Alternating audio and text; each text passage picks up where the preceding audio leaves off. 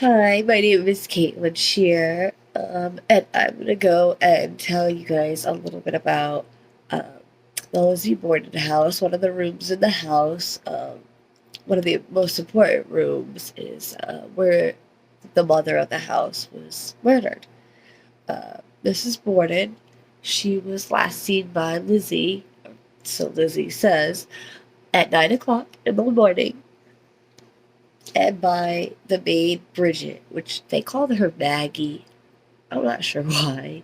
Um, the sister Emma, she was out of town. She was far away. She was nowhere near the house. And the father, Mr. Borden, and John, the uncle that was staying with them, he was also in Fall River. They were gone. They were out of the house as well. Uh, when the murder did happen, Lizzie claimed she was downstairs um, ironing. She then switched her stories that she was out at the barn or something. She switched her stories a couple times. So who knows where she really was. Uh, when Mrs. Borden was killed, she was killed.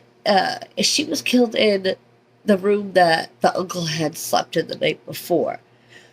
She was probably making the bed, cleaning it. Who knows? Uh, when the police arrived to see what happened, they noticed that Mrs. Borden she had no defensive wounds. She didn't try to fight back, and there was no struggle. So she must have either not seen the person, had her back turned, or she knew them. If you know somebody, you don't expect them to attack you, let alone, murder you, especially your stepdaughter. That's crazy. Um, so she probably wasn't expecting it. Um, she had 19 blows, which they are pretty sure from an axe. The axe was in the house. I guess everybody had axes at that time. Um, so she had 19 wounds altogether. She had a blow uh, on her left ear, above her ear, uh, on the left side of her head. She had another blow on her back between her shoulder blades, 4 inches deep, which would be what an axe would do. And then she had 17, 17 more blows to the back of her head and to her neck, the back of her neck. So most of this was done from behind. Um, so it was a crime of passion. A murderer isn't gonna just sit there and, swing 19 times. They're gonna, swing a couple and get out of there. They're not gonna hang around. So Mrs. Borden was found face down in a pool of blood. It was coagulated blood. So she was gone for a while. She was already passed away for a while.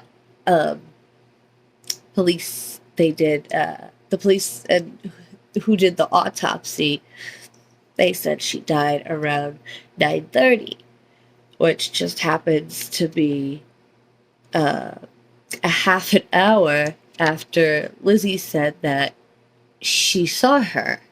Only a half hour. And it was an hour and a half before her husband was murdered as well. Uh, the picture of they did the autopsy in the dining room. There's a picture of that hanging up there, and Mrs. Borden, she's flat on the ground on her stomach, and she has the blood all around her, the pool of blood around her head. Uh, Most of the injuries were on her head and her neck. So uh,